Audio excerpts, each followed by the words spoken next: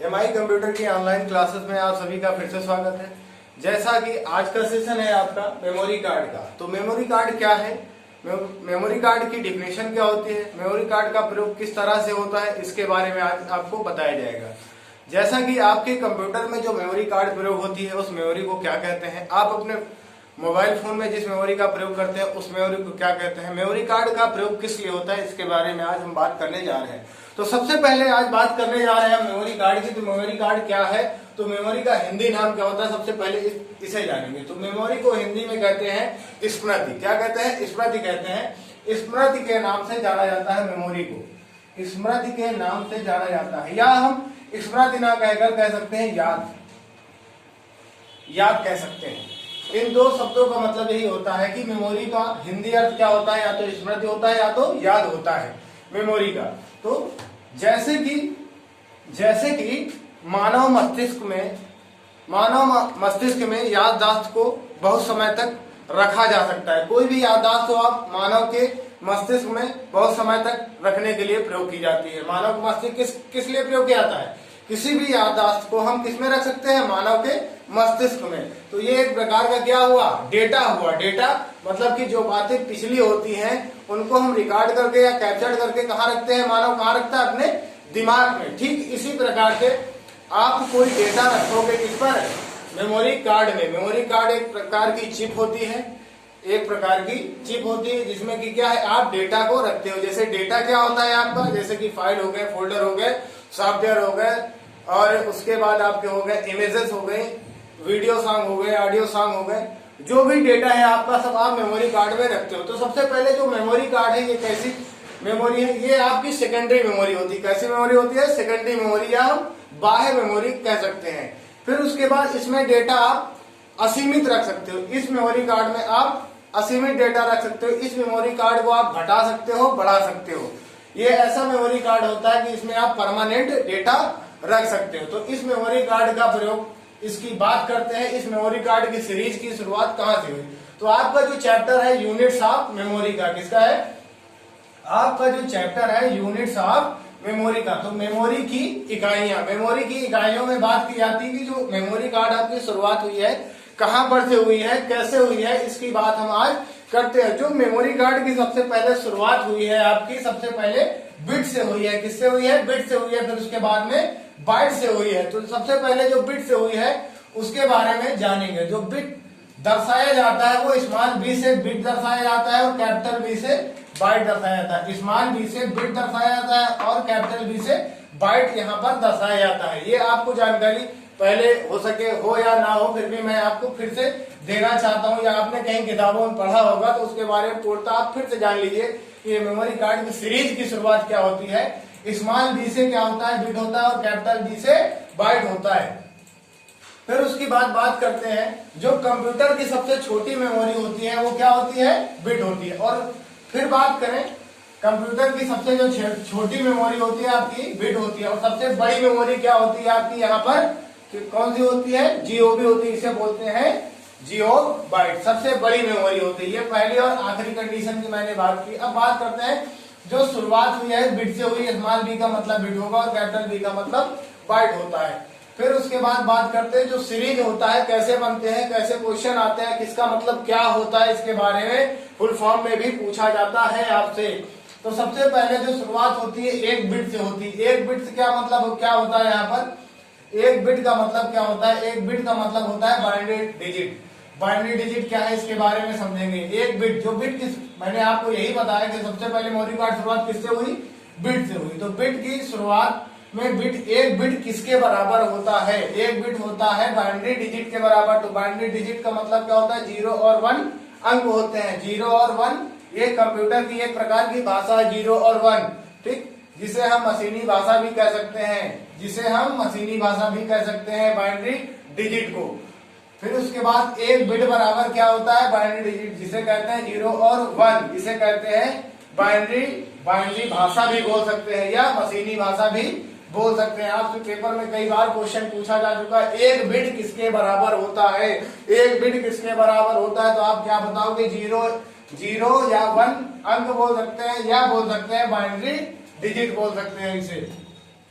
फिर उसके बाद बात की जाती है कि अगली सीरीज जो उठती है एक बिट के बराबर आता है। बाद में जो अगली सीरीज बनती है 8 बिट बराबर, 8 बिट की जो सीरीज होती है वो 1 बाइट के बराबर आती है। 8 बिट की जो सीरीज होती है 1 बाइट के बराबर आती है।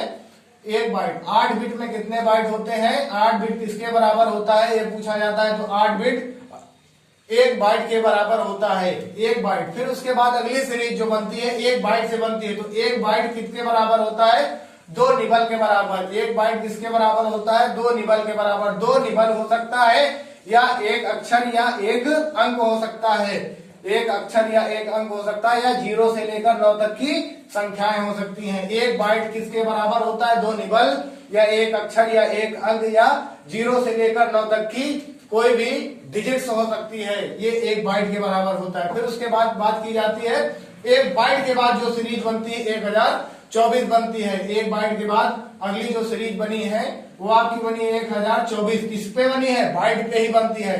क्योंकि जो सेक्शनल जो डिवीजन होता है, जो भाग बनते हैं, लास्ट किस पे रुकता है, ये 1024 पे। तो यहाँ पर 1024 इसीलिए दिया जाता है। जो सबसे लास्ट डिवीजन जो बनता है 1024, 1000 लास्ट में मैं सबसे बताऊंगा आपको 1024 बनता कैसे है ये। तो 1024 बाइट किसके बराबर होता है, 1 केबी के बराबर। 1 केबी के बराबर। 1 केबी में कितने बाइट होते हैं ये भी पूछा जा सकता है। 1 केबी में कितने बाइट होते हैं, 1024 बाइट। तो 1024 बाइट बराबर कितना होता है, 1 केबी। केबी का पूरा नाम क्या होता है, किलो बाइट। यहाँ पर लिखा है आपका, केबी का पूरा नाम किलो बाइट होता है। फिर उसके बाद करते हैं कि अब ठीक यही चीज अपोजिट यहाँ पर आ गई। 1024 केबी की बात करता है। 1024 किलो बाइट बराबर कितने के होता है, 1024 किलो बाइट बराबर 1 एमबी। 1 एमबी में कितने केबी होते हैं, आपने डेटा का प्रयोग किया होगा, इंटरनेट डेटा का आपने प्रयोग किया होगा। तो वहां पर देखा होगा कि आपको केबी मिलती है या एमबी मिलती है या जीबी मिलती है मोबाइल में यूज करने के लिए। तो 1 जीबी डेटा में एमबी भी मिलती है। एमबी से पहले, कहने का मतलब यह है जीबी से पहले एमबी आता है। तो आपको जो एमबी मिलती है 1 जीबी डेटा में, तो 1 जीबी डेटा में कितनी एमबी मिलती है, 1024 एमबी मिलती है। तो उसको आप प्रयोग करते हो तो वही एमबी क्या बनती है, जीबी बन जाती है पूर्ण रूप से। तो वही चीज यहाँ पे सारी चीजें बताई जा रही है। तो 1024 में कितने, 1024 केबी में क्या होता है, 1 एमबी होता है। एमबी का पूरा नाम मेगा बाइट होता है। इसे आप अच्छे से राइट भी कर सकते हो ताकि भविष्य में आने वाले प्रश्नों में आप इसका उत्तर दे सकते हैं। आपसे पूछा जा सकता है 1 एमबी कितने केबी के बराबर होता है। 1 एमबी में 1024 केबी होते हैं और एमबी का पूरा नाम क्या है, मेगा बाइट। फिर अगली बात करते हैं, अब एमबी की बात होती तो यहाँ पर 1024 एमबी किसके बराबर होता है, 1024 एमबी बराबर 1 जीबी होता है। 1024 एमबी बराबर 1 जीबी होता है। 1024 एमबी बराबर 1 जीबी होता है। और जीबी का फुल फॉर्म क्या होता है, यहाँ पर गीगा बाइट होता है। जीबी का फुल फॉर्म गीगा बाइट होता है। ये कई बार पूछा जा चुका है।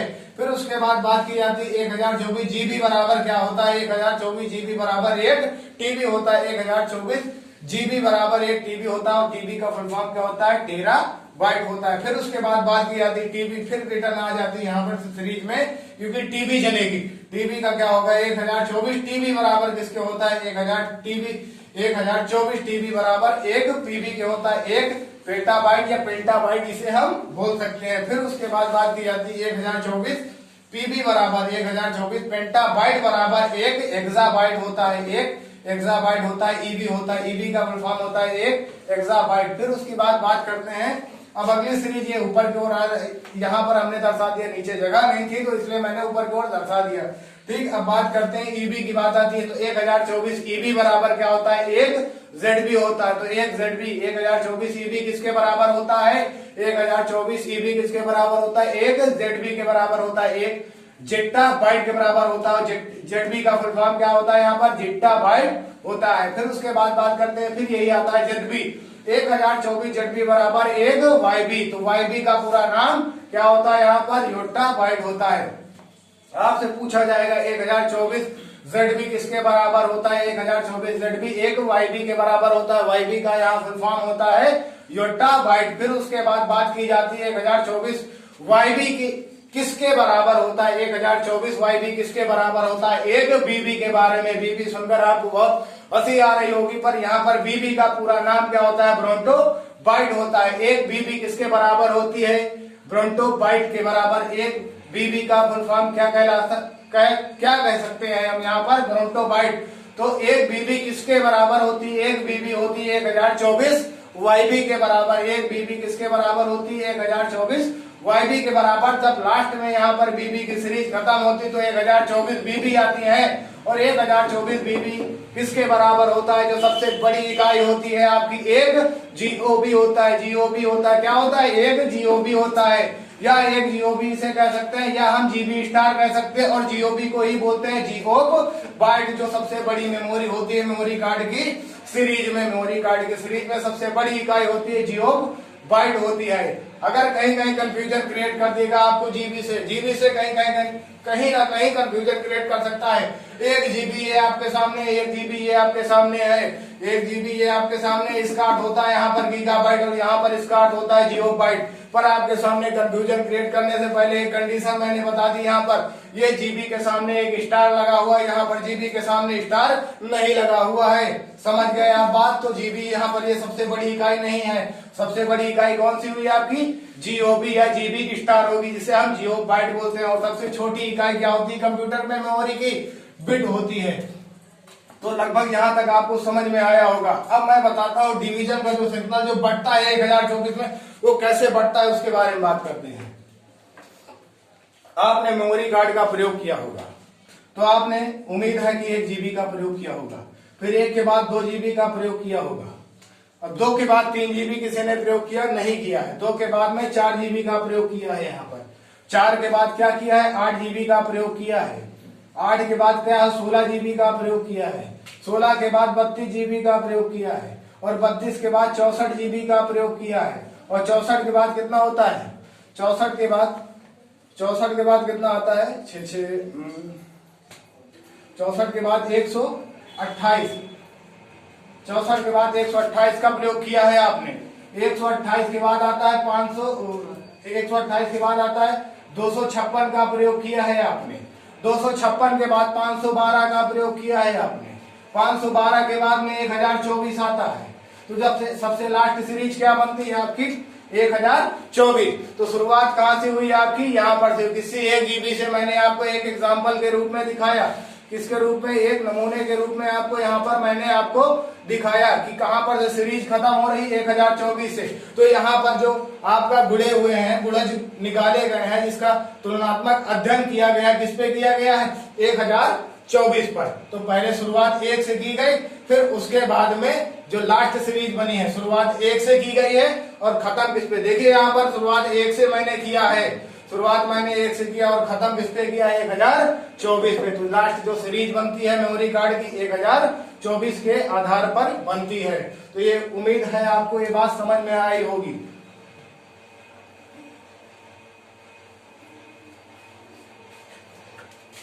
तो मेमोरी कार्ड के बारे में आज मैंने आपको समझाया है। जैसा भी पढ़ाया गया है आपको उम्मीद है कि अच्छा पढ़ाया होगा। आगामी परीक्षाओं में सारे क्वेश्चन मिलेंगे आपको। मैंने क्वेश्चन के बारे में भी बीच में बताया है। इन चीजों को आप नोट करके एक अच्छे से कॉपी में रख लें, ताकि आने वाली परीक्षाओं में इसके बारे में आप उत्तर दे सके। यदि आप इसे अच्छे से नोट करके रखते हैं तो आने वाली परीक्षाओं में इसका जवाब मुंहतोड़ जवाब देंगे आप। फिर उसके बाद बात की जाती है कि हाँ, MI कंप्यूटर सेंटर के नाम से ये जो चैनल आपका बना है, इसे सब्सक्राइब करना ना भूलें, और घंटे वाला आइकन दबाकर आगे की आने वाली वीडियो को आप प्राप्त कर सके। धन्यवाद।